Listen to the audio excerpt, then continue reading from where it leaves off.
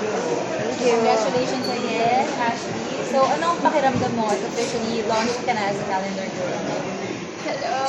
Nakakanabahan ang puso. Ano lagi sinasabi ng mga artista, di ba? Wow, thank you so much. I feel so blessed. I'm so grateful.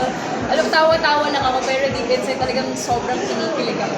Kinocontain ko lang yung sarili ko. And I'm so happy. I'm ecstatic. So, ano yung una mong reaction nung initially in-offer to sa iyo? May halong ka ba?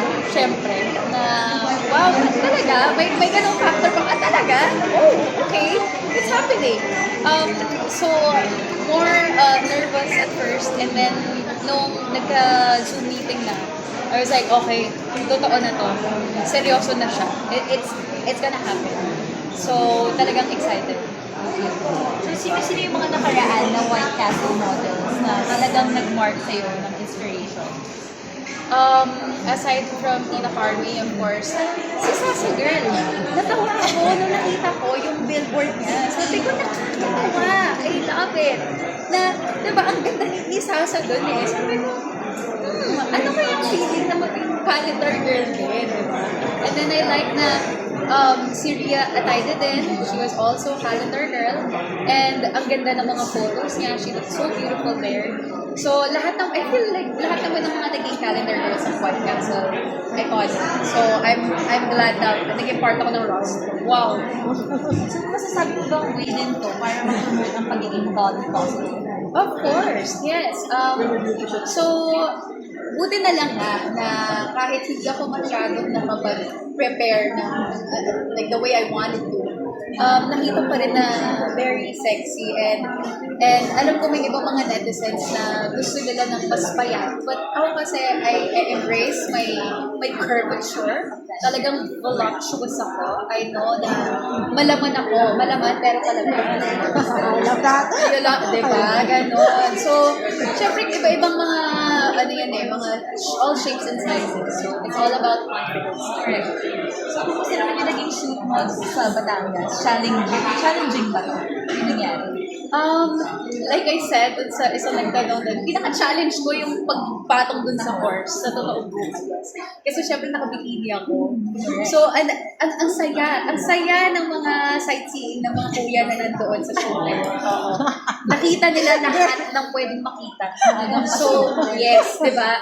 Maaga yung lunch nila. Kahit hindi naman sila kailangan doon, andoon sila. Nakakungkol. I love them, moral support. Thank you, mga kuya. Extra challenge yun eh. Hindi nga, parang, hindi ko siya tinig as challenge. Parang, may audience din ba? May audience.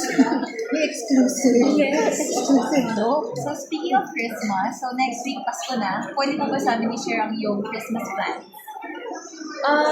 Actually talagang family time. I'm so blessed na both sides of the family, malaki talaga. Marami kaming relatives and cousins. It's a huge family. So, we're always looking forward sa mga Christmas parties namin. Ako yung game master. So, malamang magiging content din yan. So, makikita nyo rin yan by next week. Abangan namin. So, ano ang magiging fitness goal mo this 2026? Since I've been into running, gusto ko maging mas active din kasi because of the holiday days. Dinamay pa yung holiday, diba? Parang yung mag-workout. Pero pag hindi na masyado umulan yan, tanong mo na ako. Amazing.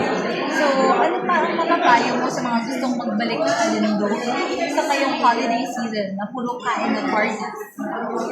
I think, kasi, feeling ko yung ibang tao, when they think of dieting or para magpapayat, dinideprive nila yung sarili nila sa pagkain na hindi naman dapat gano'n. Na you do something na ilasan mo lang yung mga kain mo, hindi naman kailangan, no rice na ako, hindi na ako ganun, hindi na ako ganun. Siyempre, nililimit mo yung sarili mo tapos nahihirapan ka lang. So, I think you can always enjoy yung mga pagkain ng little portions lang para for you to, para maging sustainable yung diet. And also, siyempre, iwas sa mga junk food, ganyan. Pero yung tip ko rin, iinom ng shot ng White Castle beer. Okay. Kailangan kasama sa diet yun. Okay, so lastly, ano ang babaguhin mo for 2026? New Year resolution. I think babaguhin ko ang self-limiting beliefs. Para, syempre, we're all about growth and evolving to becoming a better person then. So, in our small little ways and like making the right choices in our everyday lives. And, I think more of that. Tama na mga negative thoughts and like, at the end of the day, kakampi mo yung sarili mo. So, dapat pag mong awayin. Ganun naman. Thank you so much. Lastly lang, do you believe in manifesting? Of course.